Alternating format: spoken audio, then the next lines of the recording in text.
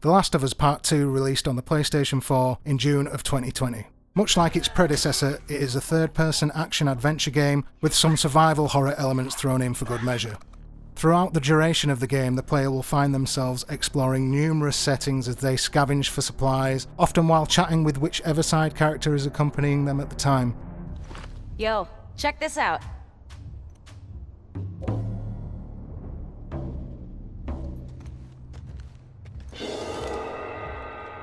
Oh, wow, that was an interesting beat. Excuse me, I am a natural.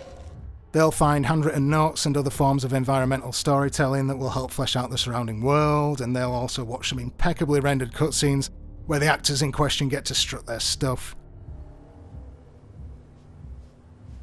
Jesus Christ, Joel. What do you do?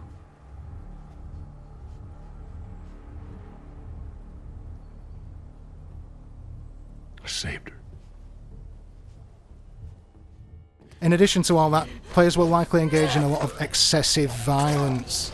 They don't necessarily have to, as stealth is a viable option in The Last of Us Part 2 after all, but they probably will, at least on their first run through the game, kill more than a handful of people, dispatching them with the likes of guns, bows and arrows, machetes and hammers. Alternatively, for a slower, much more excruciating death, players can set their enemies alight and watch them reel in terror as they burn alive. This level of brutality isn't necessarily out of place considering the game's subject matter. In an interview with The Hollywood Reporter roughly 9 months before the game's release, creative director and co-writer Neil Druckmann talked about how being born in Israel and raised in the West Bank provided inspiration for the game's exploration of the concept of the cycle of violence, the idea that retaliation only helps to fuel further retaliation. And this influence most definitely comes across in the final product. Be warned, The Last of Us Part 2 is lengthy for a game of its type, and tackles not just the idea of cycles of violence, but also a handful of other themes such as loss, revenge, dehumanization, obsession, and forgiveness. And sifting through it all will take some time. That being said, before we continue, I should make it clear that I will be intentionally overlooking the many instances of inconsistent character motivations and plot contrivances that are present within the game, as well as brushing over any thematic content conveyed via the game's narrative that I consider to be broken. I will, of course, cover instances of broken thematic content if the game's mechanics are involved in the damage being dealt, but when it comes to problems with the game's writing, there's a mountain of material available on the internet that has explored these problems in depth already, and that's not what I'm interested in talking about here. To put it bluntly, I will be speaking of the game as if its story and themes have been delivered flawlessly, as what I truly intend to focus on is how the developers fail to meaningfully exploit interactivity in any interesting way to enhance them. In the spirit of transparency, I will state here that I played through the game on its moderate difficulty setting, as this is the one automatically highlighted when starting a new game, indicating that it must be the version of the game that the developers intend most people to play. Additionally, all options were set to default save for 2. Film grain and music volume were set to 0 for editing purposes. None of the game's accessibility options were used either. The game is broken up into distinct chapters, which I will tackle individually, discussing the narrative first, before scrutinising the gameplay and mechanics.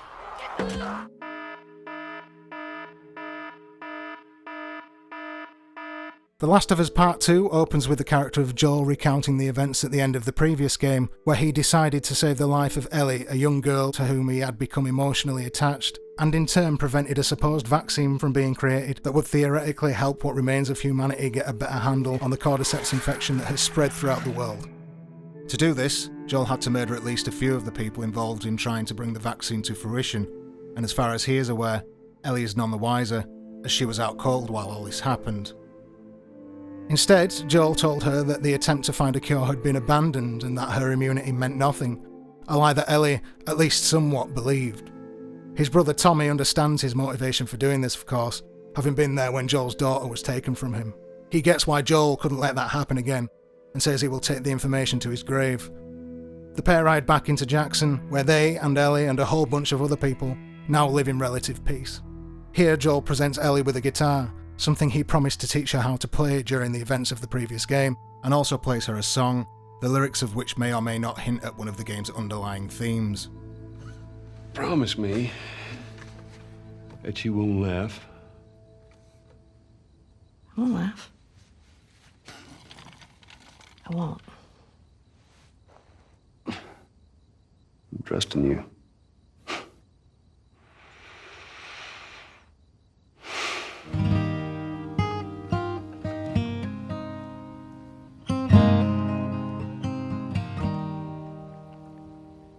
If I ever were to lose you, I'd surely lose myself. Everything I have found here, I'm not found by myself. Try and sometimes you'll succeed to make this man of me. All my stolen missing parts, I've no need for any more. 'Cause I believe, and I believe 'cause I can see our future days, days of you and me.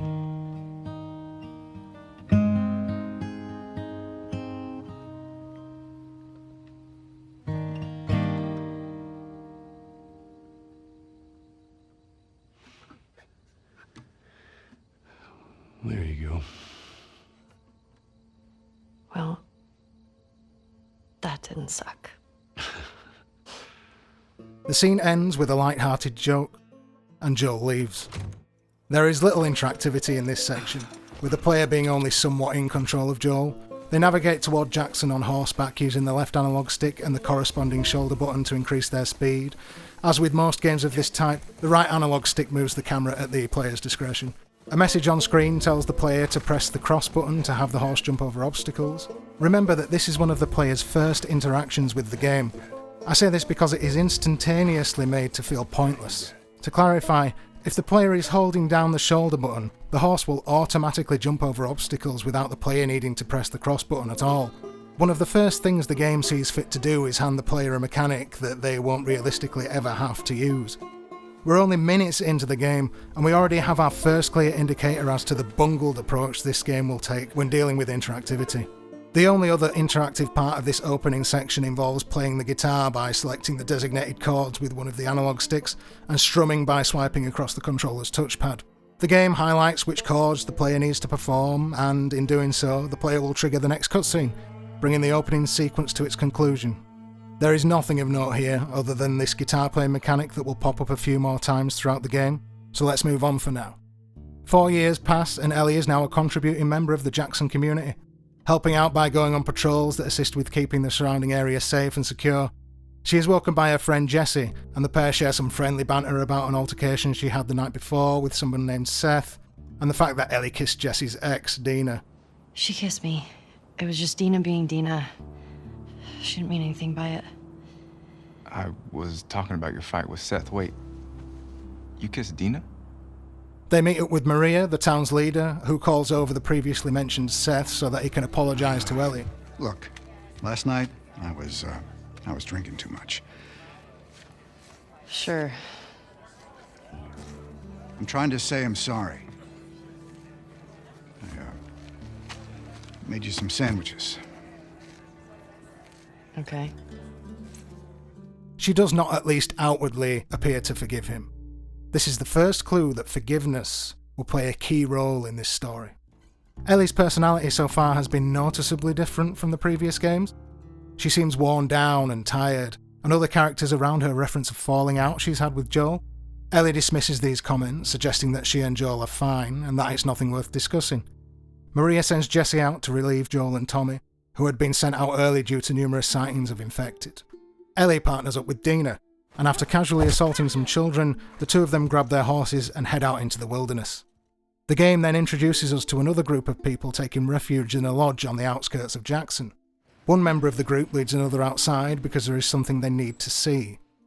They chat along the way, revealing tidbits of information about themselves until we eventually learn their names, Abby and Owen. Abby is shown to have a fear of heights, and it is heavily implied that she and Owen have something of a history together. Are you breaking up with Mel? What? No. You wish. I've had my fill. Thank you. Upon reaching the edge of a cliff, a town can be seen in the distance. It's Jackson. And Owen points out a nearby outpost.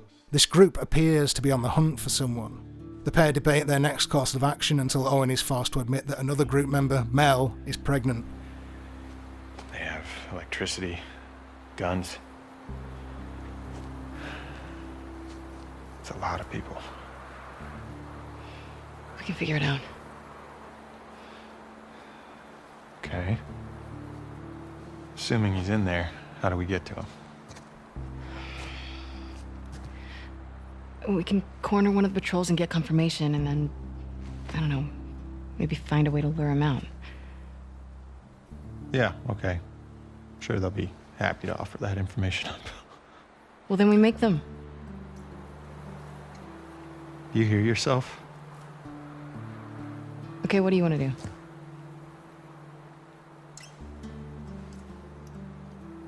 What is going on with you?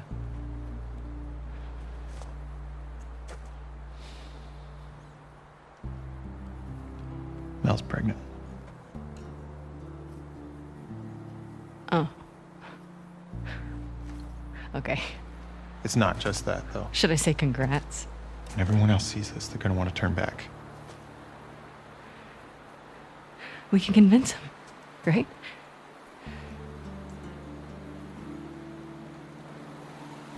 I fucking knew I couldn't count on you. Abby, I want what you want. But not at any cost. He is showing hesitation, fearing for the safety of the rest of the group. Abby is frustrated, and when Owen retreats to the lodge, she lets her obsession get the better of her and heads off to the outpost alone. This is a seed for another of the game's themes being planted. Abby encounters a few infected along the way, but it's nothing she can't handle, and just as she thinks she is lost, she comes across some tracks in the snow. Ellie and Dina are still on horseback on their way to the first lookout, sharing words back and forth about relationships until they reach their destination. At the lookout, they notice a storm on the way, point out the next stop on their route, and recognise the ski lodge on Tommy and Joel's patrol route. Ah, there's a ski lodge. That's the one on Tommy and Joel's route. That's the one. The same one that the audience now knows Abby and Owen's crew to be holed up in. Continuing on, they come across a dead moose torn apart by infected. They enter the nearby buildings and supermarket in an endeavour to clear them out. A few unexpected hiccups notwithstanding, the duo managed to kill all the infected without taking any major damage. Unfortunately, the storm alluded to earlier is now here in full force, and the pair even get separated for a moment before taking shelter inside the closest building they can find. The building turns out to have been used by Eugene, a member of the Jackson community who is now sadly dead. Venturing further down into the place leads to the discovery of a weed farm.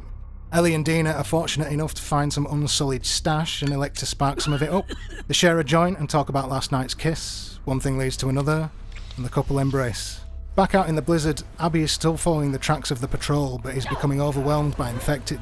In her attempts to escape, she gets trapped and only survives due to the intervention of Joel and Tommy. Give me your hand! We're gonna have to run! There's too many of them! I'll cover you! Go! Come on, this way! The three of them band together and barely escape with their lives. Hey, I'm Tommy. That's Joel. What's your name? Abby. Abby, are you okay? After learning the names of her rescuers, Abby suggests returning to the lodge where the rest of her group is. Tommy, we cannot stay here! The horses ain't making it all No, that my way. My friends are at a mansion just north of here. It's fenced in, we have the whole perimeter secure. Sir Baldwin, please. I can work. All right, I'll get the door. All right.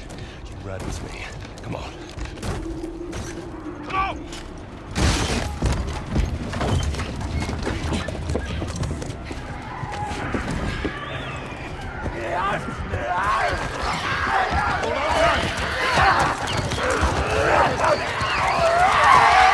Ellie and Dina are still at Eugene's place where they get rudely interrupted by Jesse, who chastises them for not being on patrol and informs them that Tommy and Joel are missing. The trio agrees to split up in order to cover as much ground as possible to find them. Abby, Tommy and Joel make it back to the lodge where, after initially welcoming them, the group suddenly turns violent, with Abby firing the first shot. It turns out Joel is the one they've been hunting. He doesn't know who any of them are, as he's crossed so many people over the years, and so he simply tells them to get on with it. He knows what's coming. Why don't you say whatever speech you got rehearsed and get this over with? Regrettably, Abby has other ideas in mind. Ellie reaches the ski lodge during her desperate search for Joel, but she's too late. Joel's face is already mush, and Ellie is forced to watch as the killing blow is struck.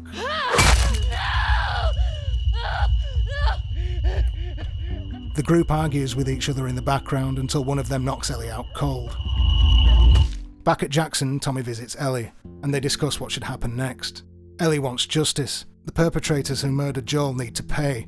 Tommy tries to dissuade her, suggesting that even though the patches they found at the lodge were labelled as Washington Liberation Front, they can't know for sure where they were actually from, and that taking a crew to enact vengeance for Joel's death would leave Jackson vulnerable. Ellie says she is leaving the next day regardless. Tommy asks her to at least sleep on it. The themes of loss and vengeance have now entered the fray, though Ellie's desire for revenge is, for the moment, concealed under the guise of justice. The next day, after visiting Joel's grave, Ellie and Dina go to Joel's house. The pair are planning on leaving Jackson and journeying to Seattle together, but Maria shows up before they have a chance to leave. She informs them that Tommy has left for Seattle by himself, and that he left her a letter asking her to do whatever she can to stop Ellie from following him. Instead, Maria gives Ellie and Dina a horse and asks them to bring Tommy home, which in turn brings this opening chapter of the game to a close. When it comes to gameplay, the opening hours in Jackson serve mainly as a prolonged tutorial, drip-feeding elements of the mechanics to the player bit by bit before letting them loose in Seattle. Nearly all of the game's mechanics are introduced to some extent within this opening chapter, with the player controlling Ellie and Abby at different points throughout. Things start simple, with a fairly restrictive walking section, where Ellie and Jesse take a leisurely stroll through Jackson and exchange dialogue. Maria wants a word with you. Had a great time. Where is she? The diner. Is this about Seth? No clue. Just tell her you never saw me. Nope. It could be argued that because this section is merely intended to get the player comfortable with how the movement and camera controls work, constraining the player's speed is acceptable, but both of those controls were covered during the horse ride in the game's opening. No, the reason for the player's slow movement here is the game's desperate desire for immersion and realism. Pretty soon, the player is introduced to what can only be described as the game's contextual interact button, the triangle button. This button will be used for anything from picking up supplies to initiating conversations, mounting horses, opening doors, turning on generators, pushing objects out of the way, and more.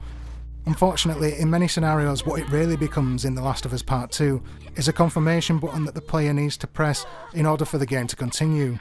Not pushing the triangle button on these occasions will bring the game to a standstill. It begs the question of why these moments need to be interactive if the player has no influence over what is happening.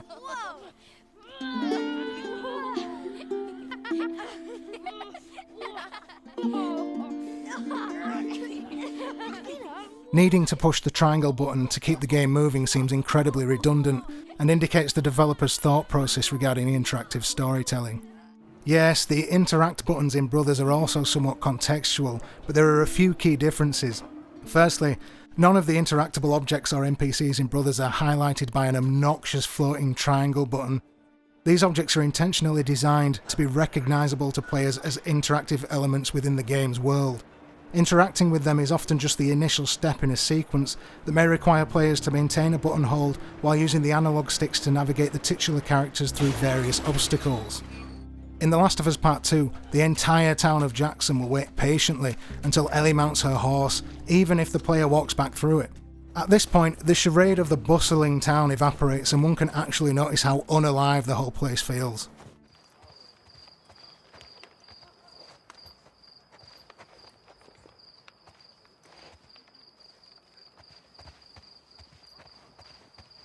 To be fair, this is somewhat understandable, as the town only exists to be the backdrop for walking and talking, and other than some presses of the triangle button here and there, has very little interactivity to it. The player is intended to saunter through, receive character and plot information via dialogue, and not look back. Unlike in Brothers, where the player is free to interact with any of the people in the opening village. Other than the snowball fight that introduces quick throwing, climbing, crouching, and scavenging to the player, most of this small portion of the game could have been a cutscene. Sure, the player is given something to do, but to what end? Abby's first gameplay section includes some similar issues in terms of passivity, beginning with more walking and talking, but it does at least go on to establish more of the game's core mechanics. Jumping, going prone, shimmying along walls and the like are all introduced to the player here, as are QuickTime events that involve holding the triangle button to lift or move something, or mashing the square button to escape being grappled by an enemy. An encounter with a few of the most basic infected enemy types, runners, allows the player to gain a basic understanding of how combat works, as the game teaches them how to dodge, use melee attacks, reload, use the flashlight, aim and shoot, use medkits, and how to utilise the listening mode to keep track of enemy movements. The game explicitly encourages stealth kills, executed by sneaking up behind enemies, pressing the triangle button to grapple them, and then the square button to take them down quietly. One small missed opportunity to note here is how the game reveals through dialogue that Abby has a serious fear of heights. Owen, do we have to go back this way? Consider it an opportunity to work on your fears. This is something that could have been expressed in a multitude of interesting ways through gameplay, but the game fails to do anything with it at all. This becomes even more baffling when a perfectly suitable gameplay mechanic pops up later on. Upon switching back to Ellie, the player is presented with the first instance of the game telling aspects of its story through text, with the introduction of Ellie's journal, which she will continue to write in throughout the rest of the game. The player can access the journal at any time to gain insight into Ellie's thoughts and current state of mind. Most of these journal entries are optional, requiring the player to push the triangle button when prompted. When Dina gives Ellie the binoculars, the player is given control over where to look with them, and looking at specific areas out in the distance will trigger snippets of dialogue. This is a unique moment of interactivity, and it never shows up again at any other point in the game. There is nothing inherently wrong with having the player look through the binoculars, but it's another example of the game giving the player something to do purely so that they have something to do. Granted, the player can miss some of the dialogue if they don't look in all the right directions before putting the binoculars down, but the interactivity here adds nothing. It's getting difficult not to notice how Naughty Dog's games keep getting longer with each new release, while, at the same time, they continue to accomplish less and less within that given time frame. The information communicated to the player here could have been accomplished in a 10-second cutscene. Interactivity would be lost, but considering it doesn't add anything of value, why not try and save some of the player's valuable time? It's exactly the same issue I have with slow, on-rails walk and talk sequences. Maybe I'm just showing my age, but part of me weirdly longs for the days where cutscenes wouldn't suddenly be interrupted by a floating square button that hangs in the air indefinitely until the player decides to continue the movie. Where the player isn't forced to walk through what is essentially just an unskippable cutscene for the sake of what developers probably label as immersive gameplay. Now, I'm not for 1 second suggesting that gameplay and story should be completely segregated. The banter between characters during gameplay, for example, can work wonders for building relationships and making them feel real. Isn't there an easier way? No complaining. But if the game needs to restrict the player's movements or abilities to achieve this, it should probably just be a cutscene. Ironically, the following area of the game actually executes this idea perfectly. Hey, should we check these houses out? Seems quiet, but we can if you want. I bet they still got supplies. It is entirely up to the player whether they do this or not. There are no enemies here, but players on their first run-through might still be slightly on edge as they scavenge the deserted houses for supplies. Dina and Ellie will chat with each other as the player explores, but the difference here is that the player retains full control during all of this. They are never forced to walk instead of run, they are never prohibited from using any of their currently unlocked abilities. They do their thing and listen as the characters rattle on in the background. Some of this dialogue really helps flesh out the world and its inhabitants too. If any particular snippet of dialogue piques the player's interest, they can stop what they're doing and listen until the conversation either ends or changes subject. The game feels much more natural here than it does when it intentionally slows the player down, limiting their control and putting strain on the connection between the player and the game's mechanics. This area also harbours some supplements that can be used to learn new skills. Eventually, The Last of Us Part 2 delves deeper into its combat mechanics as it explains weapon switching and how to stun enemies. Ellie gets her first stealth kill here, similar to Abby's. Perhaps the game is trying to draw parallels between the two already, but I hesitate to give the game that much credit. The player comes across a locked door, but a message appears on screen to inform them that some doors can be opened from the other side. The game doesn't even trust players to figure this out for themselves. To be fair, these messages can be disabled should the player so desire, but as I stated earlier, I played through with the default settings selected in order to play the developer's intended version of the game. The player is caught off guard by a surprise attack from around a corner. This is the first of many of these scripted encounters, and none of them can be avoided by adopting a careful and deliberate playstyle. These are predetermined events in which the player makes no impactful contribution other than mashing the square button until the rest of the cutscene plays out. To be clear, my issue with this has nothing to do with linearity. Brothers is arguably more linear than The Last of Us Part 2, but the difference is that Brothers doesn't have a single occurrence of superfluous gameplay. Everything is purposeful. Everything builds towards the game's climax. These sudden QuickTime events in The Last of Us Part 2 are more akin to that of jump scares in bad horror films, scenes with no rhyme or reason behind them. Crafting is soon established, allowing players to manufacture health kits and an assortment of offensive projectiles to aid them in combat. Around this time, players might come across the first safe combination puzzle if they explore off the beaten path. These puzzles involve searching the surrounding area for clues as to what the combination might be. Sometimes it can be as simple as finding the right note that has the code written on it. Sometimes finding the code requires a few more steps, and to give the game credit, some of these are genuinely well put together, needing that little bit of extra thought on the player's part. Inside the safes, the player will usually find extra supplies and goodies. I couldn't possibly relate these puzzles in any way to the game's story though. Clickers, another infected enemy type, make their first appearance, and the game informs the player that they ideally need to be stealth killed. Attacking clickers head-on will often result in a serious case of death. The game then lets the player loose against both the clicker and runner types at once and allows them to tackle the situation however they see fit. Unfortunately, this agency is quickly ripped from the player as after the battle they have to search for a way out of the building. On my second playthrough, I already knew that I had to grab the rope on the floor and use it to climb out through the hole in the roof. But oddly enough, the game would not allow me to pick it up. This is because the player has to act things out in the order the game demands. The player has to try and fail to lift the door open first. Only then will the game let them use the rope to climb out. A stark reminder of the heavily scripted nature of gameplay outside of combat. I won't budge. Okay, here's what we're gonna do. You're just gonna hurl me up through that hole in the roof. Okay.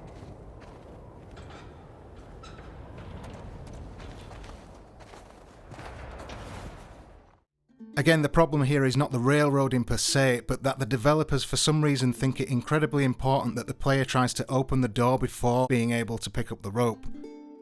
Why? Why can't they pick up the rope straight away?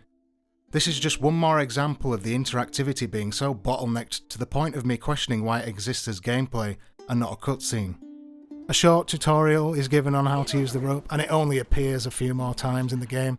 The player then embarks on another horse ride where, due to the blizzard, they lose sight of Dina and get lost. Once more, I am left confused as to exactly what the point of this interactive sequence is. I'd be more forgiving if the idea of following an ally's voice to find them came into play later on, but it doesn't. Maybe it exists to give the characters a reason to find shelter, but why have them get separated just to be reunited seconds later? Dina could have simply said they need to get inside somewhere as the storm was getting worse. Maybe there's some thematic resonance here that my brain just can't spot. Maybe it's meant to be immersive. Maybe it's just more work of the busy variety. Shortly after the player retreats inside a nearby building, the game presents a situation where the player has to break a window to gain access beyond a locked door. A neat introduction to a mechanic that the player can use throughout the game whilst exploring. Soon after, the player will find a generator they need to start up to progress further.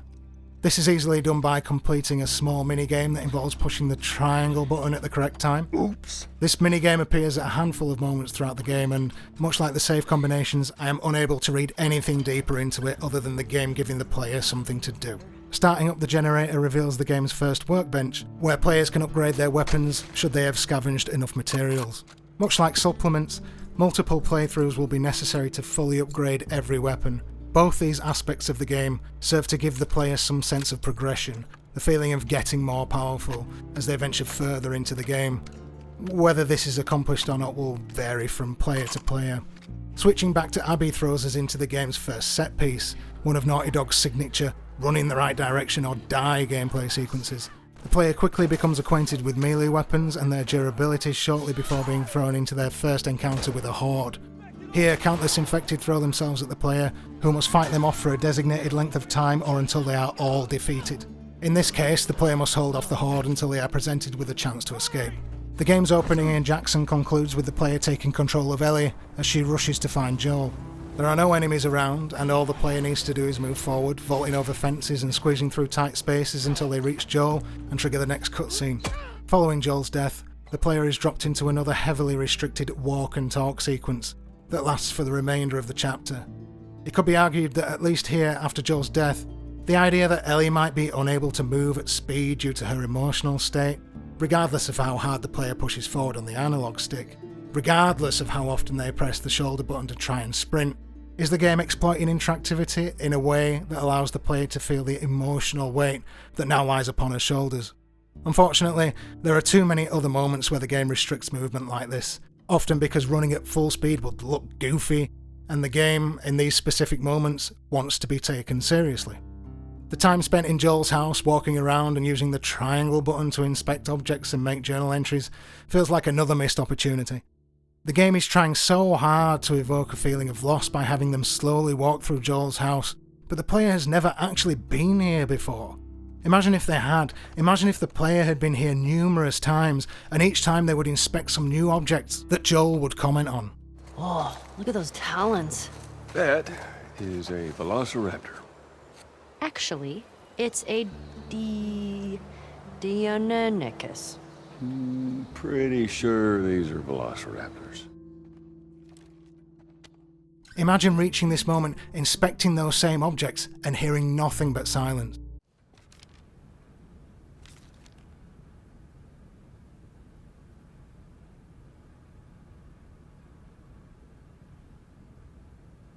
It wouldn't be exploiting interactivity on the same level as something like Brothers, but at least it would be something. Imagine the hollowness players would feel after being so used to hearing Joel crack a joke every time they picked up one of these items. Allowing the player to physically feel the loss of Joel could have been implemented so easily, but it would have required a slight restructuring of the game, so we'll pick up this thread again a little later. For now, let's move on to where the bulk of the game will take place. Day 1 in Seattle begins with Ellie recounting the first time she killed a non-infected person, an event the audience witnessed in Part 1, and Dina shares hers, telling a story of how she stabbed a man to death who was trying to attack her mother. Death is commonplace in this world to the extent that most people have probably become completely desensitized to the panic-stricken wails of dying people. She then goes on to theorise about who Joel's murderers could possibly be, but Ellie quickly shuts this down, saying that Joel crossed many people and that there's no point guessing. Since the outbreak began, Joel had enacted enough violence upon countless other people that his murderers could have been literally anyone. Interestingly enough, this doesn't come across as the game demonising Joel, and why should it? He did the things he did to protect the ones he loved, and Ellie knows this better than anyone, as we will find out later on. Love has always been Joel's deepest and strongest motivator. It was never hatred that drove him to violence, which is something worth bearing in mind. In time, the girls reach an entrance to the Washington quarantine zone. A sign lets them know that trespassers will be killed on sight by members of the WLF, the Washington Liberation Front, an indicator that these people are not to be trifled with. The WLF also seem to have a nickname for themselves, Wolves. WLF. I get it. Oh yeah, that makes sense. Many conversations occur between Ellie and Dina as they explore the seemingly deserted QZ, fleshing out their relationship a little more. Further in, they stumble upon a couple of dead WLF members, including one from the group that murdered Joel. Ellie recognises the specific interrogation technique as being that of Tommy and Joel's, a technique that neither of the girls consider to be unreasonable. After heading through the next gate, they walk straight into a trap, triggering an explosion that throws Dina off a ledge and causes Ellie to be knocked out and captured. When she regains consciousness, she finds herself face to face with another member of the group that killed Joel, only this one is still alive. The man tries to ascertain if Ellie and Dina are on their own, but she refuses to give him anything. The man, who we learn to be named Jordan, is confronted by another wolf. He reiterates their latest mandate to kill all trespassers and unholsters his weapon. Jordan stops him, wanting to pry more information from Ellie. The debate is ended by Dina, who comes crashing down from above. Jordan attempts to subdue her, but Ellie manages to escape and stabs him in the neck. She searches his corpse and finds a new lead. The girls escape the area, reorient themselves, and head for the TV station mentioned in the letter found on Jordan. En route, Dina expresses disbelief at how the WLF just attacked them out of nowhere. Ellie explains that the WLF are not like them. They are different. They are other. can't believe they just attacked like that. These people are not like us. What if we'd been refugees? What if we, I don't know, had intel they needed? It doesn't seem like they care about that. A motif of dehumanization is starting to bubble just under the surface of the game's narrative. Signs found hung in the street portray the WLF as more than a little authoritarian though, so perhaps Ellie is right to think this way. Dina then questions why the group that murdered Joel didn't kill Ellie and Tommy as well, but Ellie doesn't seem interested at all in the possible motivations behind the group's actions. Something keeps bugging me. Why didn't they kill you and Tommy when they had the chance? I don't know. It seems reckless. Maybe they're dumb. Maybe. What? Could be that you just weren't who they were looking for. So they let you go. Yeah, well, they did beat the shit out of us. The one guy, Jordan, kicked my face in. Yeah, but why do you think that they didn't finish It doesn't matter. They fucked up. They did. Blood was spilled, blood that was precious to her, and she would spill blood in return. The conversation then turns to what Ellie plans to do with Leia, the girl mentioned in the letter about the TV station. What was the name of the girl in the note? The one in the TV station? Leah. Was she the one... she the one with the braid? No. Only thing I remember about her was the sound of her crying over that sadistic fuck's face when I sliced him open. So, how do you want to handle her? Leah, I mean. Find out what she knows, find out where the others are, go from there. You gonna ask her why they did it? Yeah. Ellie simply replies that she will extract whatever information she can from her, but it is only when prompted by Dina that she says she will ask them why they killed Joel. And even then, something about her response rings hollow. You gonna ask her why they did it? Yeah. The pair happen across Tommy's horse, dead and partially eaten by infected, and surmise that he must have continued on foot. The stench of the scene makes Dina woozy, but they push on until they reach the TV station. Inside they find numerous bodies strung up and are left unsure as to whether it was the work of the WLF or some other group. By the time they reach Leia, she is already dead. But in a bag they find photos of the group that came to Jackson, and Ellie finally gets a second look at the creature that gave birth to the pain and anger that is beginning to devour her. Abby. This is Tyr. Do you copy? Support Unit India en route to the TV station. Repeat, support Unit India en route. Yeah, we should get going. With the radio alerting them to incoming WLF forces, they start to make their way out of the station. On their way out, Dina asks Ellie how she feels now that she knows Leia is dead. Ellie is annoyed that they couldn't talk to her, but Dina argues that since Leia wasn't the one that hurt Joel, it would have been wrong to torture her for information. Ellie disagrees wholeheartedly. She traveled hundreds of miles to torture him. I don't care whether she held the club or not. They manage to get past the attacking wolves, who name drop another group known as Scars, by heading down into the subway, but are then forced to deal with a horde of infected. They outrun the horde and head back up to the surface, but Dina is now struggling to walk, so they make their way inside a local theatre to rest up. Ellie wants to know what's wrong with Dina, but to describe her as being worried would be something of an exaggeration, and once Dina reveals that she's pregnant, Ellie isn't so much concerned as she is angry.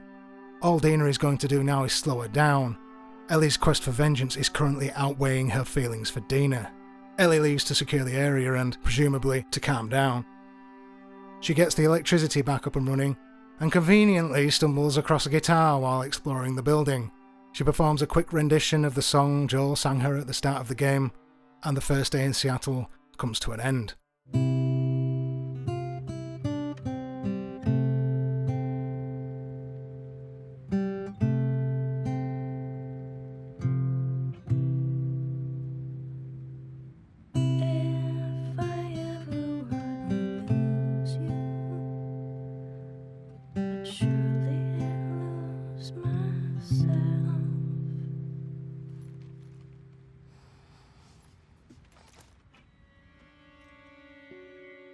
Regarding gameplay, Day 1 has little to add and instead focuses on reinforcing mechanics the player already knows.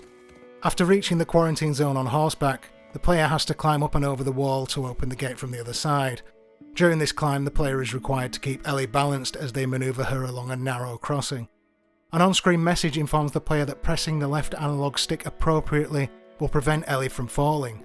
When considering Abby's fear of heights, I cannot fathom why this mechanic makes its debut here with Ellie and not in one of Abby's earlier gameplay sections. In any case, the player faces a puzzle once inside the wall. The gate cannot be opened without first providing it with electricity by throwing a power cable over a fence and plugging it in. It then needs a code to be entered, which can be found on a note while scavenging. It's pretty obvious what the player is supposed to do here, but the game needs to tell them anyway by having Dina talk to them through the gate. There's a circuit breaker to open this gate, but there's no power. How'd you get the other gate open? It had a generator? Well, can you use it for the other circuit breaker? Not sure. Let me see. There's a computer in there asking for a code, but I don't know. Wait. The paper I just picked up. See if there's codes on it. Yeah. Glad I could help. This gives the impression that the game doesn't trust players to figure things out independently. The game even doubles down on this by having allies call and point out where to go next if the player spends too much time dawdling. What about the roof up there? After getting inside the QZ, the player is sent on a mission to retrieve some fuel for an empty generator so that they can continue onward. This leads to the first truly open area of the game, one that includes a map to prevent the player from getting confused as to which optional places they have or haven't yet scavenged for supplies. Ellie will automatically mark points of interest on the map as they explore the area, or if a certain building is mentioned in any of the notes they might happen across along the way. Some of these notes feel slightly redundant, however, such as the note mentioning supplies hidden inside the bank being found right next to the bank, which Dina instantly points out anyway as they ride near it. That being said, the fact that the infected inside the bank are wearing body armour is a nice touch, making the enemies in this building feel somewhat unique. It is curious that the player doesn't need to hold down the triangle button when opening the vault door as they would in most other situations. It genuinely caused a serious feeling of disconnection for me when this first happened, or didn't happen. A similar moment occurred when trying to get through a chained gate into the synagogue, where I instinctively held down the triangle button even though I didn't need to, and then had to question why I didn't have to. This disconnect comes from the interact button, the triangle button, being inconsistent in different scenarios. Brothers, in comparison, is designed so that the player will almost always know how the characters will react with any given object. There is a fair bit of world building done in this area by way of handwritten notes that more explorative players can pick up. Some of them written by Isaac, a character that gets very little screen time before the game is over, and an optional conversation that triggers when the players find a tank seems specifically written to touch upon the themes of cycles of violence. I've never seen one of these in action. Yikes. These guys had a bad day. What is it? Burnt skeletons. Not how I'd want to go out. Kinda like those astronauts. What are you talking about? One of the early moon missions, there was an electrical fire and the astronauts burned up in their capsule. Well, at least they died for something worthwhile. Exactly. These guys were just assholes killed by other assholes. The game also throws in some more elements of stealth in this section, letting players crouch in tall grass to make it more difficult for enemies to see them. Allies being able to stealth kill alongside the player is a great addition, but it's a real shame that nothing was done with this later on to purposefully intensify the feeling of loss in the player. The same goes for all the times when allies are needed to help the player get through a blocked path or to boost them up to a higher ledge. Having the player become more and more isolated gameplay-wise, while Ellie continues to become more isolated within the narrative itself, could have made for some rather powerful interactive storytelling. But for The Last of Us Part 2, it's another swing and a miss. There are many optional buildings to explore before retrieving the fuel and returning it to the generator. One such building houses a scene in which Ellie and Dina find a music store, leading to the guitar mechanic's second appearance. The mechanic works the same as before, and upon selecting what the game deems to be the correct chords in the correct order, Ellie sings a song for Dina. Not only is it questionable that this scene itself is missable, but after the performance is over, the player can pick up the guitar again and practice with a bunch more chord sets. To clarify why this moment being missable is so perplexing, remember that the guitar mechanic will be the last instance of interactivity the player will have with the game in its final scene, just before the credits roll. I understand that most players will explore every nook and cranny when playing a game like this because I'm one of them. It's how I play most games that I'm even remotely invested in. But leaving it up to chance as to whether players will encounter this scene is such a strange decision on the part of the developers, especially considering the impact they seem to intend this mechanic to have by the time the game wraps up. The game lumbers on with more generators and searching for codes, and it almost starts to feel as if the game knows that this is busy work. Dina starts one of the generators instead of Ellie, resulting in a humorous interaction between the two of them. Hey, these old generators are pretty finicky, so it might take you a few tries to... Oh. Sorry, go on. Nothing. But the player isn't really involved, and then not too long after that, Dina punches in one of the codes whilst Ellie starts the generator. Eventually, after one more short ride on horseback, the player is interrupted by yet another scripted event. An interactive cutscene plays out where the player is supposed to crawl towards their weapon before being grabbed and knocked unconscious, but no interaction from the player is actually needed, as setting the controller down and not doing anything at all will result in exactly the same outcome. When Dina arrives to rescue the captured Ellie, the player has to complete more QuickTime events as indicated on screen. Failing to input the correct button presses will result in Dina's neck being broken.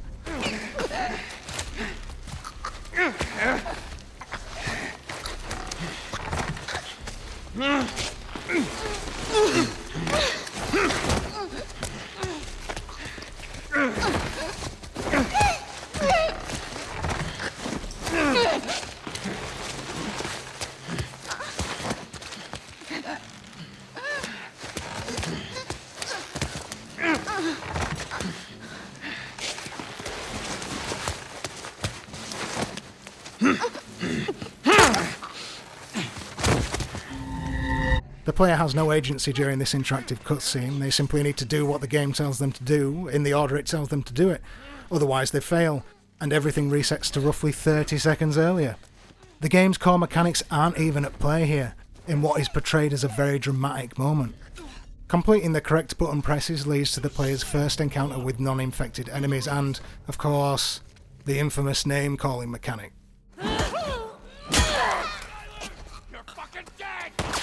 More often than not, killing an enemy combatant will trigger this particular mechanic, causing one of their allies to call out their name. Quiet.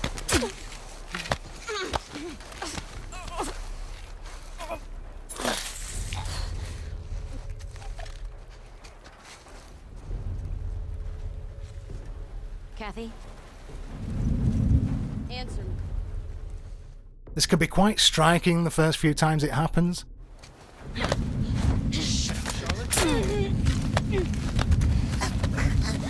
But it is so heavily abused by the developers that it soon becomes something more akin to that of background noise. It ends up as just another sound effect that sits alongside the gunshots and gargled screams.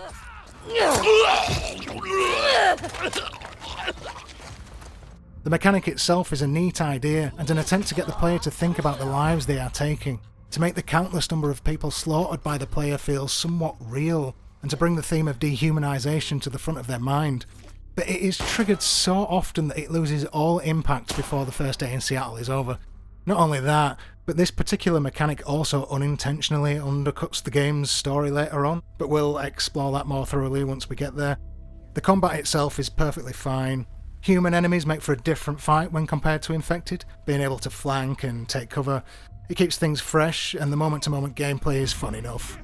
Completing this first non-infected combat encounter leads to another large area where, depending on how much they choose to explore, the player can encounter a number of infected and non-infected scenarios. There are supplies to be scavenged, notes to be found, carts to be moved, and optional conversations to be had. The player then has to carefully make their way through an area filled with explosive traps. These traps can be easily avoided by intentionally triggering them from afar. These tripwires never show up again, and feel like another case of the game going out of its way to make sure the player doesn't get bored. Getting inside the TV station mainly involves climbing, and after another combat encounter with the WLF, the player is thrown into their second on-rails run or die segment, which leads them down into the subway. One of the more fun combat sections occurs here with a combination of human and infected in the same area. Setting a bunch of clickers onto the WLF is incredibly satisfying, and it's a crime that this concept of mixing enemies doesn't appear more often. This is in fact the only truly notable time that it happens. Farther into the subway, the player finds another rope puzzle, is introduced to Shamblers, a new type of infected, and eventually runs into another horde which they need to escape from. Upon escaping back up to the surface, the player needs to carry Dina, who is struggling to walk. Pushing open the door to the theatre is another moment that feels odd because the player, for some unknown reason, doesn't need to hold down the triangle button like they usually would. Considering the revelation of Dina's pregnancy and Ellie's reaction to it, it seems like a missed opportunity not to have had Dina become literally more of a burden during this section of gameplay. Imagine reaching a point where the player has to keep stopping to help Dina get over the smallest of obstacles. Imagine the frustration the player would begin to feel, a feeling intentionally fed to them via gameplay. Instead, Dina's declining physical condition is only ever acknowledged by the game's cutscenes. The final gameplay section of Day 1 has the player exploring and scavenging the theatre until they find another guitar and get to sit down and experience said mechanic again. It's exactly the same as before, and playing the specified chords will lead to the game flashing back in time. It's 3 years before the events taking place in Seattle, and Joel is taking Ellie on a trip for her birthday. Their relationship is much more relaxed here, with the two of them bantering back and forth in a humorous fashion, and the time they spend in the museum together includes more than a few wholesome moments. Oh, hello. Sorry, the dinosaurs are busy right now. What are you doing? Oh, wait. One of the dinosaurs is here. Joel, it's for you. Very funny. That was pretty funny. Did you get it? It's because you're old. Oh, I get it, yeah. Okay. In due course, Ellie receives her true birthday gift, a tape recording of the Apollo 11 launch that Joel went to great lengths to procure, his way of showing her how much she means to him. One might say she's over the moon. Alas, though their relationship appears to be in good shape, something dubious lingers beneath the surface. As they explore more of the museum, they reach a point where Ellie has to break off on her own, and whilst wandering through another section of the museum, she comes across some writing painted onto the walls. Liars, it reads, along with the logo of the Fireflies, a now deceased institution. Joel, upon setting eyes on the wall, is eager to leave. There is a noticeable tension in the air, but nothing is said. Neither of them want to talk about the lie that they are both telling. Neither of them wants to talk about the truth. This, in my opinion, is where the game should have opened. The player is treated to a heartwarming reunion of the previous game's main characters, before ending on a more bittersweet note when the Firefly insignia is revealed. The dead bodies and notes scrawled on the walls that speak of lost purpose would have been especially poignant. Joel had his purpose stolen from him, but he found it again in Ellie. Ellie will eventually believe her purpose to have been stolen from her. I was supposed to die in that hospital.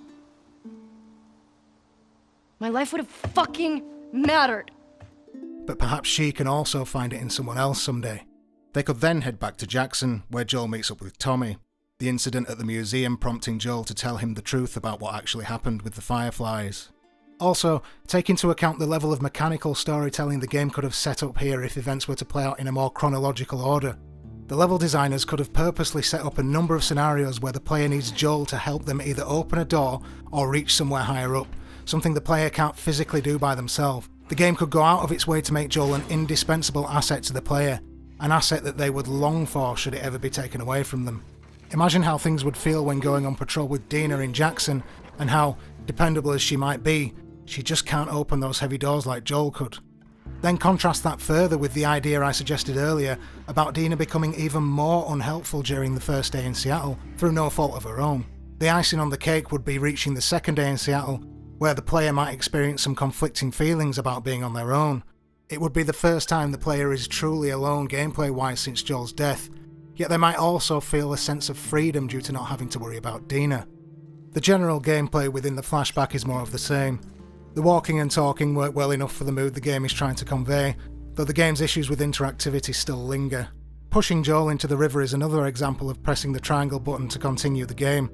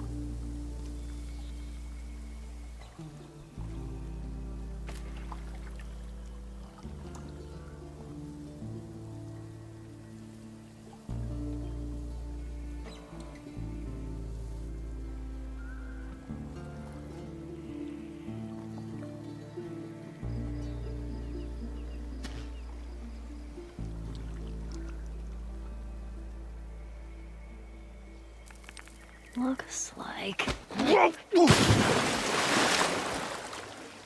How's that feel? Refreshing. At the same time, it feels weird that the triangle button doesn't need to be held down when opening the hatch to the capsule. The game also introduces another mechanic here that never shows up again, allowing the player to control Ellie's facial expressions as she looks at herself in the mirror. I hate to sound like a broken record, but again, imagine that this museum flashback is the game's opening, where the player has Ellie make silly faces in the mirror. Why not just straight up steal from Brothers and carry this idea over into the rest of the game?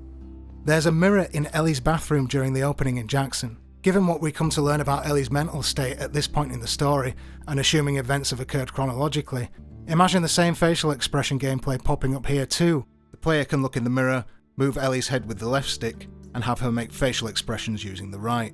She won't be making any goofy faces, but perhaps she can still force a smile at the very least. This mechanic could have been brought back a few more times on top of these examples to great effect, with Ellie's face becoming less expressive each time, until the right analog stick does nothing at all.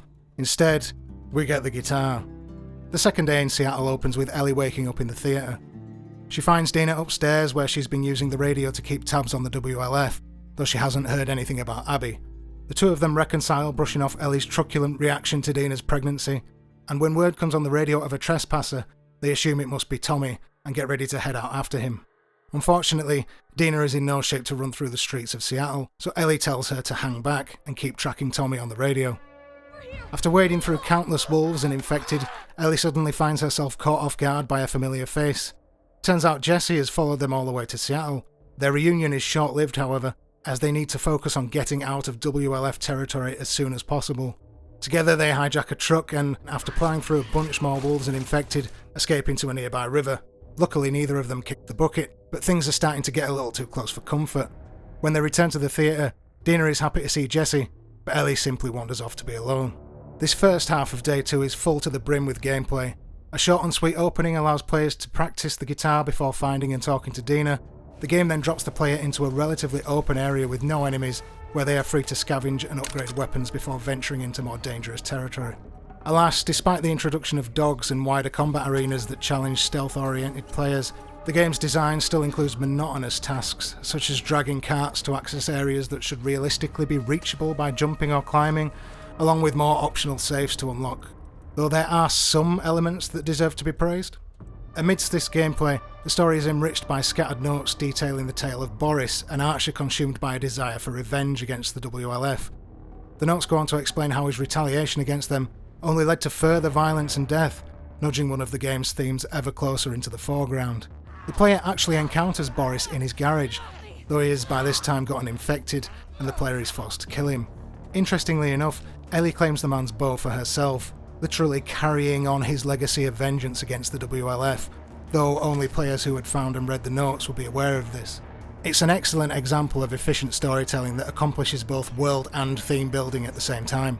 What isn't good is that even though Boris is hiding just to the side of where the player will enter the garage, he doesn't show up if the player uses listening mode. This same issue happens again when the player is assaulted while using a workbench. The attackers are hidden in a locked room nearby but do not show up in listening mode. This falls more into the category of immersion, and I will be critiquing these kinds of things less and less as we go on, as I hope to tackle the subject in depth some other time. But this stuff happens way too often throughout the game. These moments aren't as noticeable on a first playthrough, but on my second time around, that feeling of panic when accidentally stumbling across an enemy washed away, as it became obvious how scripted some of these encounters actually are.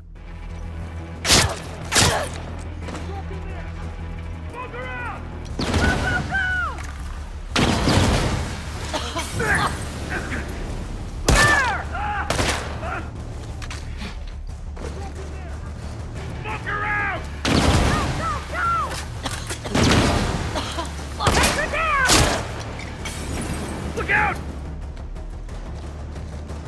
Trespasser in here! Help!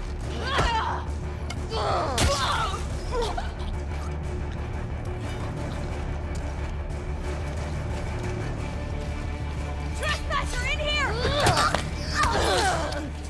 That being said, these opening areas of Day 2 are a blast to play through in terms of combat. The player will likely have to keep switching things up between stealth, full-on shootouts, and even scavenging in the midst of battle if they get low on ammo. The intensity only increases as the player moves further into WLF territory until they eventually run into Jesse. This results in an on-rails action set piece as the two escape in a stolen WLF truck. It's basically a shooting gallery where the player suddenly and disappointingly has infinite ammo. Surviving the shooting gallery triggers a bunch of cutscenes that lead directly into the game's second flashback. Huh? Are you with me? Yeah, I'm good. It is now 2 years before the events taking place in Seattle, and Tommy is taking Ellie shooting. After sniping an infected or two, they head back to meet Joel. The conversation on the way back hints that Ellie and Joel's relationship might be slightly strained, but Ellie dismisses this. When they return to Joel, Tommy suggests that he and Ellie sweep out the old music store as their guitar needs some new strings. This is obviously a ploy to get the two of them to spend time together, and though Ellie agrees, she seems somewhat reluctant and even tries to get Tommy to come along. Once on the road to the music store, and later when traversing through the hotel, Joel and Ellie's banter almost suggests that their relationship is fine. Well, hello. Howdy. You impressed? No, you're just too skinny. You need to eat more. You're welcome. After clearing the hotel of infected and surviving an unexpected attack from a bloater, they discover a couple that ran away from Jackson the year before. One is dead, the other is infected. Ellie finds a letter where the couple discusses their desire to save lives outside of Jackson. Obviously things didn't go so well. Ellie is clearly upset, but there's something else, something deeper, frustration. She questions Joel about the seeming lack of other immune people in the world, but the conversation ends when she can't get a satisfactory answer out of him. As for gameplay, the sniping sequence with Tommy is basically just another walk and talk with a shooting gallery thrown in to give the player something to do. I say shooting gallery because much like the previous action set piece with Jesse, the gun the player is using here, by some miracle, also has infinite ammo. Every infected must be killed before the game can move forward and have the player team up with Joel. This is the only flashback to include any genuine combat, that being Ellie and Joel making their way through the hotel, culminating with a horde battle and a final boss fight with a bloater. Something to note here is that the player needs to defeat the bloater in battle and then lose to it. Getting caught by the bloater too early merely results in the standard death animation and game over screen. The player must deal enough damage to the bloater first, at which point the player is grappled by it, causing Joel to charge in and save the day. This only further cements my feelings that the events of the game should have played out chronologically, as this would be yet another example of the player being reliant on Joel, helping to feed into that feeling of loss that the player would feel after his death. In fact, there are even more examples in this flashback of the player needing Joel to help them progress because they're just not strong enough to do it on their own yet, something I touched upon earlier. Alas, any mechanical storytelling that may or may not be happening here is neutered due to the unchronological nature of the game. Presently, Dina has heard about someone named Nora over the radio, one of Abby's group that came to Jackson, who is stationed at a local hospital. Ellie gets ready to go after her and refuses to listen to Dina when she asks her to wait for Jesse to finish resting so he can go with her. Wait, you're gonna go now? Yeah, we have a lead. Like, at least just wait for Jessie to rest up. She could be gone by then. Ellie. We know her location. Maybe Tommy does too.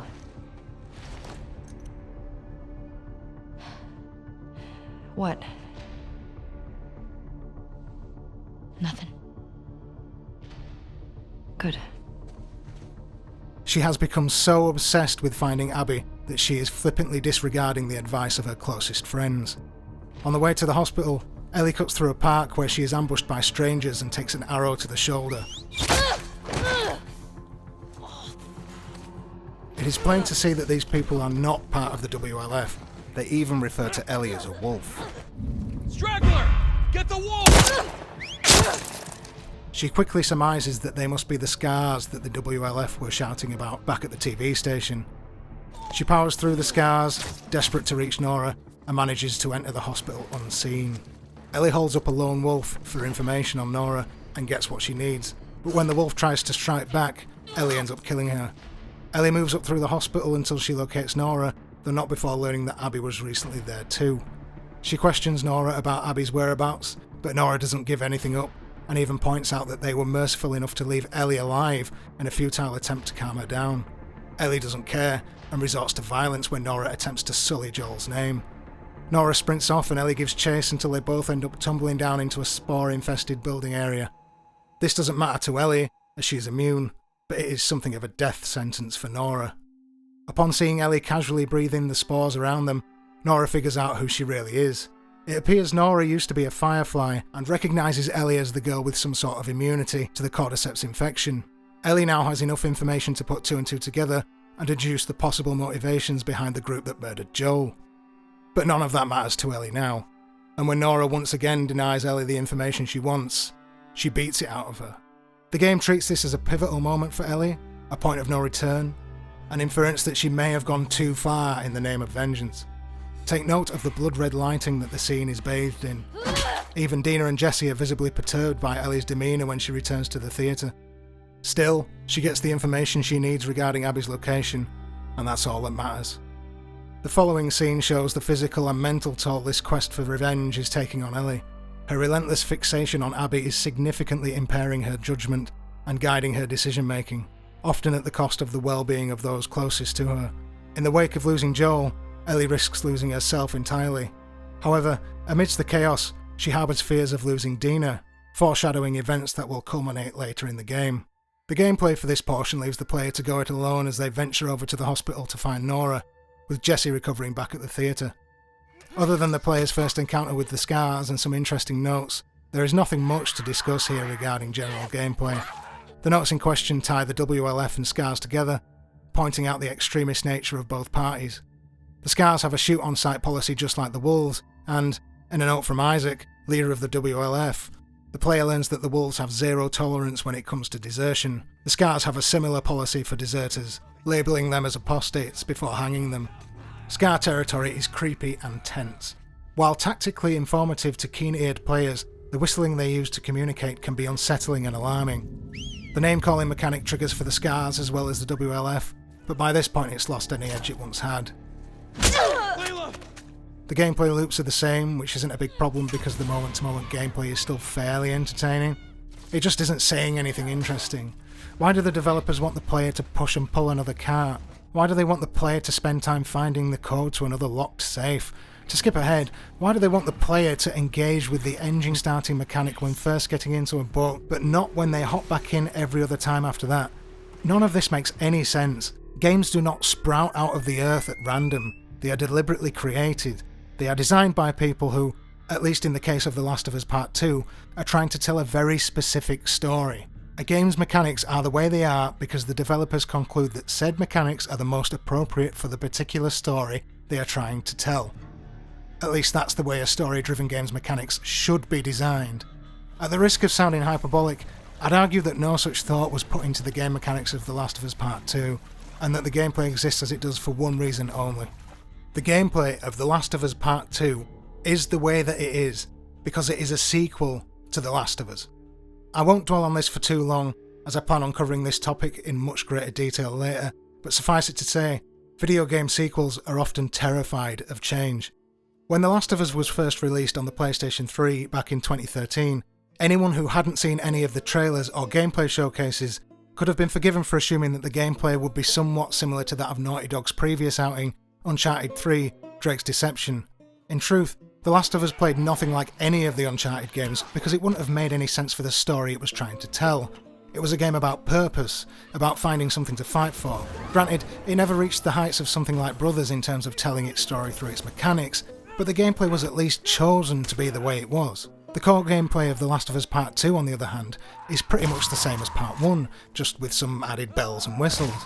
This lack of thought put into the mechanics eventually starts to cause serious issues, leaving some players feeling completely disconnected from the character they're supposed to be in the shoes of. This disconnect between the gameplay and the story surrounding it becomes abundantly clear once the player reaches the hospital and is immediately forced to kill one of the wolves. This isn't a big deal, as most players will have slaughtered plenty of wolves to get here. The player doesn't kill them though. The game does it for them in a cutscene where Ellie seems to lament the pointless waste of life after the wolf dies. That was dumb. As if this death could have been prevented? Things only get worse once the player reaches Nora, where they once again have all their control ripped away so that events may play out as the game dictates. If Nora was any other wolf, the player would have snuck up behind her and stuck a knife in her neck. Shut it. But unlike the other wolves and scars, Nora matters. Time after time, the game needs to pause the gameplay to tell its story instead of using its gameplay to amplify it. When the game reaches what it presents as Ellie's darkest moment, it has the goal to force the player to press the square button to torture Nora as if it means anything at all.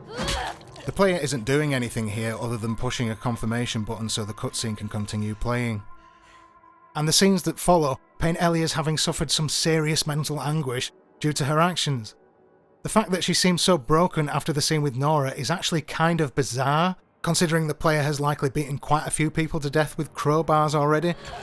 The gameplay and narrative are at complete odds with each other, with one suggesting that Ellie is distraught by what she did to Nora, and the other suggesting Ellie is a stone-cold killer who doesn't bat an eye when setting fools ablaze.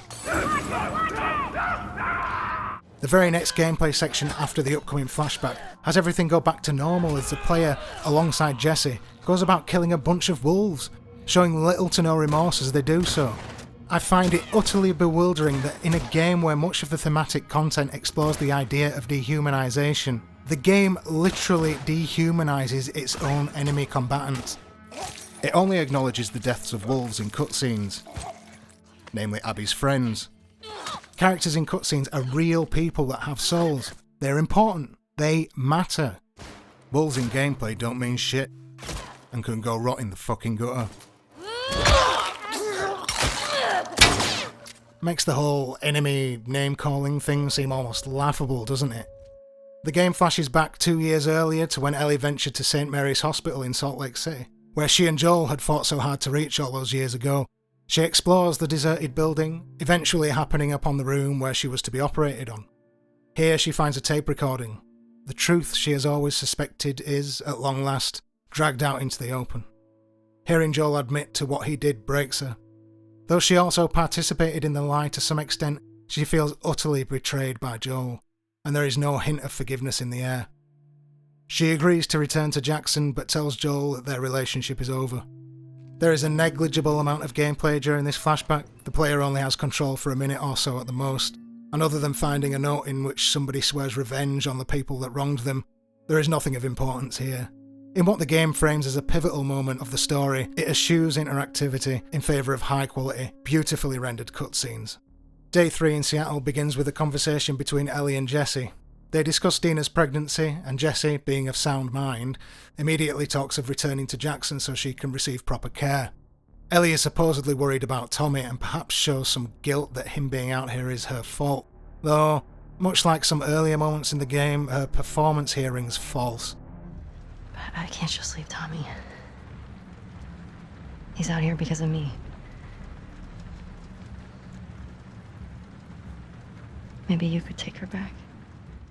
And when she suggests that Jesse take Dina back himself, it feels like she's just trying to get rid of them so she can focus on the task at hand.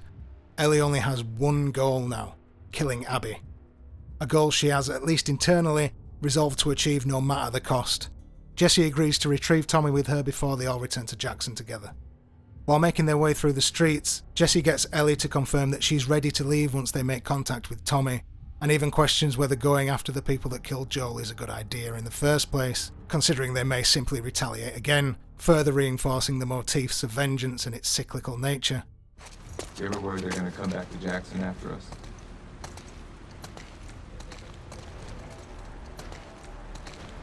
What do you mean? I mean, we're going through a lot of their people. In their city. Because of what they did. Didn't Abby and her friends come to Jackson because of something Joel did? This place isn't like Jackson. I mean, Joel and Tommy helped Abby when she got attacked. These people are trying to kill everyone around them. I mean, they shot you on sight, didn't they? Yeah, they did. The two also discuss the Scars, or Seraphites as Jesse knows them, that the WLF seem to be at war with. It's interesting to note that Jesse comments on how the wolves are so trigger-happy, even though he's already aware of the conflict with the Seraphites that would explain this behaviour. It seems that although he is wise enough to understand how retaliation can breed escalation, highlighted by his previous dialogue, he is still prone to the dehumanisation of his enemies, labelling them as trigger-happy bad guys, even though he is fully conscious of the necessity for them to currently act this way. These wolves, man. So trigger-happy. They're at war with this fucked up cult. Heard them talk about it. Seraphimes or something, Seraphites. Scars is all I've heard them called. You run into any? No. You're lucky. The story's key themes are now popping up in quick succession as it begins to ramp up to something of a climax. The pair spy a boat and decide to try and steal it to reach the aquarium where Nora claimed Abby is, and where they assume Tommy might also be. But when they overhear the talk of a sniper at the marina, Jesse concludes that Tommy must be there instead. Ellie, of course, is more concerned about finding Abby. Jesse gives up trying to pry her away from her obsessive quest for revenge, and the two part ways, leaving Ellie to journey to the aquarium alone. She hijacks the boat and makes it to the aquarium, albeit by the skin of her teeth, and once inside, is attacked by a guard dog that she is then forced to kill. She comes across some recently used surgical equipment. The scene's mood and the visible bloodstains and Ellie's reaction suggests something sinister may have happened here. God. Fuck happened here? She runs into two wolves who name drop Abby, prompting Ellie to hold them up for information. She promises not to kill them if they give her what she wants, but they don't seem to believe her. The one called Owen tries to talk her down, but when Ellie doesn't listen, he reaches for her gun and pays the price for it. The woman also tries to take Ellie on, but is quickly overpowered and becomes the latest recipient of Ellie's signature knife to the neck attack. When desperately trying to pry Abby's location from the dying Owen, he tells Ellie that the woman she just killed was pregnant. Ellie is distraught, not only because of the realization that she just killed an unborn child, but likely because she is also reminded of how dangerous a situation she has willingly brought Dina into. What if things had been the other way around? What if something like this happens to Dina? Luckily, Tommy and Jesse show up to help her, and the three of them retreat to the theatre. Tommy convinces Ellie to give up on her quest for revenge. She laments that even after all this, Abby still gets to live, but admits that she'll just have to deal with it. Her priorities have shifted. She has dealt enough damage to the group that killed Joel, and the safety of Dina is now her primary concern. Her love for Dina has outweighed her lust for revenge, but it's too late. The cycle of violence continues to turn. When Tommy is heard struggling in the next room, Jesse and Ellie rush to aid him. Jesse is shot dead, Tommy is on the floor incapacitated, and Abby has a gun to his head.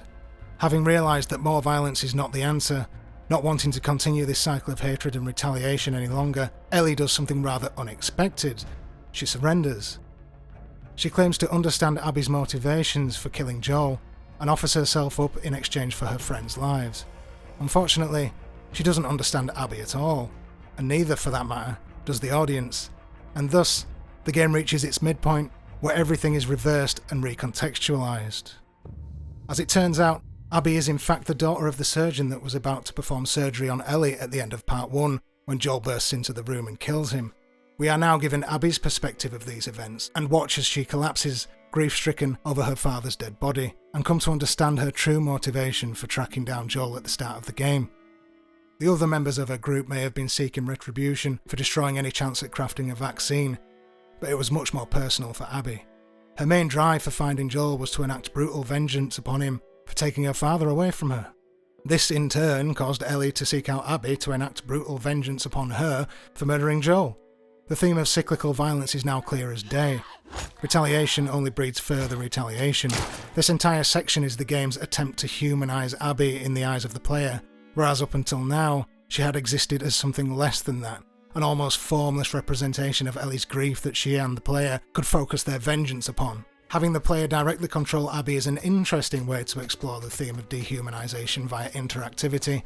It's not perfect, however, as the statement I just made about how Abby, up until the Switch, came across as something less than human, is only true from Ellie's point of view. The player controls her right at the start of the game. Sure, to Ellie she's just an evil bitch that tortured and murdered someone she loved, but the player knows a little bit more about her, even if they don't like her all that much. The player also knows that Owen cares about the safety of those he travelled to Jackson with, even if Ellie doesn't know. If anything, playing as Abby during those opening moments should either have been moved to after the Switch or cut entirely to make this her first appearance since Joel's death. This problem rears around at the end of the game too, where players might understand why Ellie spares Abby due to witnessing her side of events, but Ellie hasn't seen what the player has. The two have barely exchanged words throughout the whole game. It creates a bit of a disconnected feeling for the player if they think about it for even a second, but I'm getting ahead of myself. The story goes on to show the 3 days in Seattle from Abby's point of view. We see her interact with her friends, whom we know will later die at the hands of Ellie. We hear Owen tell a story about how one of the Seraphites decided not to attack him when they had the chance, and how this has turned Owen's entire worldview upside down, once again hammering home the idea that this cycle of violence is pointless and needs to come to an end. We were cleaning out a small camp. It's just a couple scars, and I hit this one on the head. Hard. And he goes down, and his weapon's right there. And he doesn't go for it.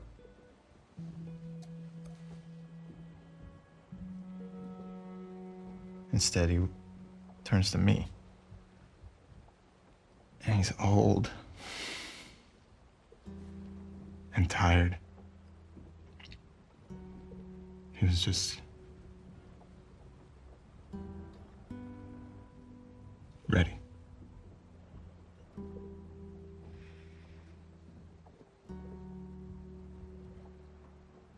I've killed a lot of scars. And,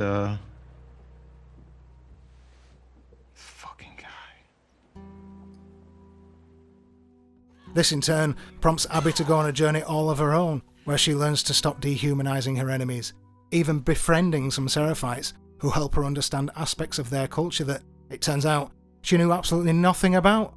The sinister surgical tools and blood that Ellie found at the aquarium are revealed to have actually been from when Mel tried to help one of Abby's Seraphite friends after they got wounded. The dog that Ellie killed was called Alice, and while controlling Abby, the player has the opportunity to play fetch with her. This poor attempt at making the player feel bad falls completely flat though, when one considers that they didn't really have anything to do with Alice's death. It's forced upon them. Eventually, after finding Owen, the man she loves to have been killed, Abby resolves to seek out the perpetrator and, in doing so, turns the cycle of violence yet again. The gameplay during this second half of the game is almost exactly the same, with only a few key differences. First, there is no guitar mechanic, and Abby has access to a different array of weapons. The balancing mechanic is much more prominent during Abby's half of the game, such as when the player has to cautiously move her across dubiously constructed bridges at high altitudes. I struggle to comprehend though why this mechanic only appears here and not at any other point in Abby's section. I have to assume it is intended to represent Abby's fear of heights through the mechanics, but surely anyone would be unsteady on their feet while traversing an incredibly narrow bridge with no railings from one skyscraper to another. It doesn't explain why the mechanic doesn't come into play when Abby has to make similar crossings elsewhere.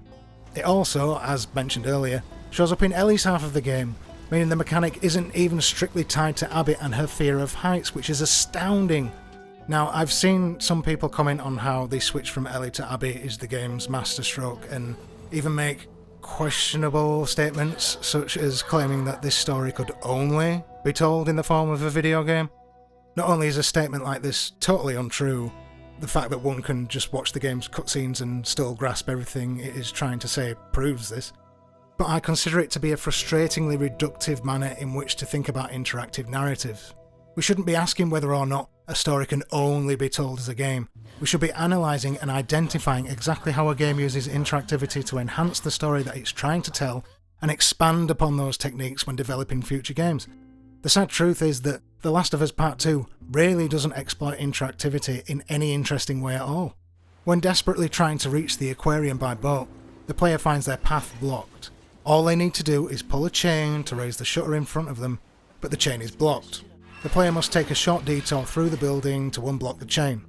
These chains have appeared a handful of times throughout the game, and this one, in particular, highlights another huge missed opportunity. Think about what is happening in the story right now. Ellie has placed her desire for vengeance above the safety of her friends. Jesse has left her specifically because she made this choice.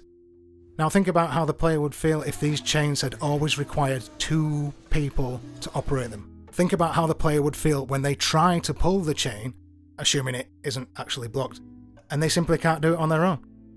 No dialogue would be needed, no cutscenes, the player engages with the same mechanic they've done throughout the game, and that mechanic alone would be physically feeding a specific feeling to the player that mirrors what is happening within the narrative. A sense of loneliness and isolation. This is a very similar idea to the one I suggested earlier on, about having Joel be the one to open heavy doors or move heavy objects out of the player's path, leading to a genuine, mechanical feeling of loss when he is taken away from them. The face-making mechanic introduced during the museum flashback could also have had somewhat of a payoff here. Perhaps the player can look in a mirror back at the theatre before they head off into this section of the game. Maybe they can barely squeeze a smile out of Ellie at this point. Maybe they can't get any facial expressions out of Ellie at all. Perhaps Ellie is so utterly dead inside at this point that she just stares blankly into space. All the elements necessary to achieve this mechanical storytelling already exist within the game. They're right there, and the developers waste all of them.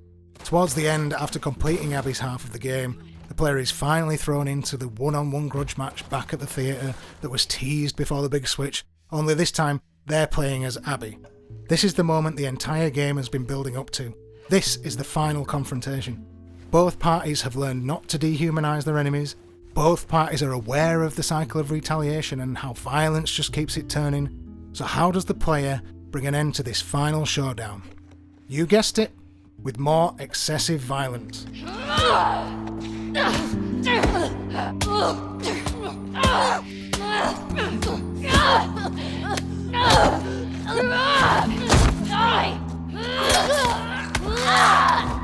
The fight ends with Abby sparing Ellie, but that takes place in the cutscene afterward, not during gameplay.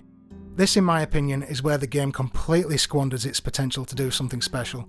It misses its biggest opportunity to exploit interactivity in a way that would enhance its themes tenfold. What's even more baffling is that the game wastes this chance again at the very end, when Ellie and Abby come to blows for a second time. Once again, the only route for the player through this final confrontation is violence, which shouldn't have been the case. The game knows this because Ellie spares Abby, again in a cutscene after the fact. She lets go of her hatred that's consuming her, and in doing so, also lets go of Abby. The flashback shown at the very end of the game, where Ellie tells Joel that while she can't forgive him for what he did, she would at the very least like to try, brings this underlying theme of forgiveness to the surface. The whole game tells the player that vengeance, violence, and hatred only lead to more of the same, and that perhaps letting go of these things and choosing to forgive is the only way to break this vicious cycle. With all that in mind, there is really only one way the player should have been able to win the fight at the end of the game, and that is by not fighting. Try to imagine an alternate version of the game's climactic moment, a version where Abby infiltrates the theatre to enact her vengeance upon Ellie, but things play out slightly differently. Jesse still bites the dust and Tommy is knocked out, but there's no time for talking yet. Abby is relentless and immediately chases Ellie, who is trying desperately to avoid a hail of bullets, down to the stage area. Once behind the curtains, the fight begins, only this time the player still controls Ellie, as they have not yet witnessed Abby's side of the story. The fight plays out similarly, but with one key difference. Abby will always kill Ellie. She has the upper hand in regards to strength, and let's assume she's kitted out in terms of guns. The player will die, reload, fight, die, reload, fight, and die repeatedly until they decide to try something else. The Last of Us Part 2 asks us to think about how violence breeds violence, and how hatred breeds more hatred. So there is only one logical way to conclude this sequence. The player chooses not to fight. They lower their weapon, at which point Abby could question what they're doing. Ellie could hold her hands up and say she doesn't want any more of her friends to die. Dina is still in the building after all. Abby could reply that it's too late for that. Why did you do it? Ellie could ask. Because you killed my friends, Abby might reply. Ellie might then wince, close her eyes and say, I meant Joel, why did you have to kill him? Abby could pause briefly before explaining, they could have made a vaccine, but he stopped them. He killed all of them. Ellie might now, realising Abby's perspective a little more, say, I know, I'm sorry. He did it for me, he did it to save me. Abby would likely become frustrated at this and ask, so you know what he did? And you still came all this way to kill me, even though he deserved it. Why? And Ellie, with tears in her eyes, her voice breaking, could simply reply, because he was my dad.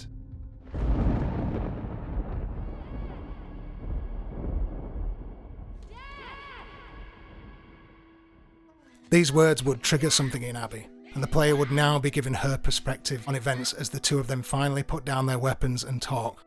This is the message the game is trying to get across. that cycles of hatred and violence are bad. It's why the writers have Ellie give up on her quest for revenge at the end of the game, when she remembers how she told Joel she wanted to at least try to forgive him. The fact that the forgiveness scene with Joel comes right at the very end only accentuates this idea. But the writers rarely leave things muddled by not having Ellie and Abby sit down and figure things out. They never at any point learn each other's motivations. Of course, changing the game in this way would usher in an extremely different ending scenario. Maybe Ellie and Abby could try to stop the WLF and Seraphites from massacring each other. Regardless, deliberately getting this message across via the game mechanics could have garnered a powerful emotional response from players, hence why I consider the game to be such a huge missed opportunity. Not having the player act out forgiveness in a game that is so clearly meant to be about it is like writing a story about humanity's futile attempt to control nature, setting it in a theme park where dinosaurs have been miraculously brought back to life, and then having nothing go wrong. It just wouldn't make any sense. Even the final time that the player interacts with the game falls flat, that being Ellie's attempt to play the guitar with 2 of her fingers now missing, a crystal clear showcase of what her obsession with revenge has cost her. None of that is conveyed through the guitar play mechanic though. The mechanic continues to work the same way it always has. The player selects the pre-designated chords with the analog stick while swiping the touchpad. Doing this in the highlighted order triggers the cutscene. Yes, the sound of some of the guitar strings is muted due to Ellie's missing fingers, but the mechanic itself doesn't feed this back to the player. If anything, the cutscene is what reinforces the cost of revenge. The guitar mechanic is just used to trigger it.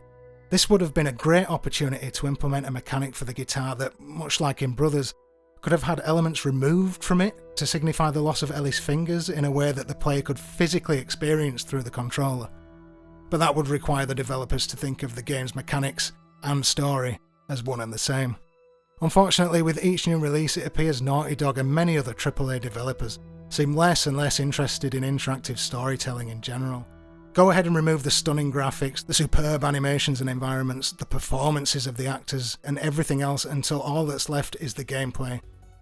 Imagine someone playing through that game to completion. Would they be able to explain in any amount of depth what the game was actually about? Probably not. Some developers clearly put tons of thought into how to marry their story with their gameplay, even if it's not always super apparent at first glance. Sometimes it's subtle enough that one might not notice it on a first playthrough. Indie games seem to be the ones doing well in this field, possibly due to having less time constraints and being allowed to experiment with weird new ideas that big studios would consider to be just too risky. Plus, sometimes focusing on exploiting interactivity can become dangerous if the same trick is used repeatedly, leading to diminishing returns. All developers should be mindful of exploiting interactivity to enhance video game narratives when designing their games. Even if they conclude that this either cannot or should not be done, it should at the very least be thought about before making any hard decisions about mechanics and gameplay. Perhaps developers should consider whether or not their story actually gains anything by being told in the form of a video game. Debates often arise between creative writers concerning what the most important aspect of storytelling is: plot, character, thematic content, internal consistency. The answer to this question will vary from writer to writer, of course, but my answer to this question, though obviously subject to change, might be that the most important aspect of storytelling is choosing the most suitable narrative medium and then exploiting it. When it comes to video games, the narrative and its thematic content should at every opportunity be tied to the game's core mechanics and implemented through actual gameplay.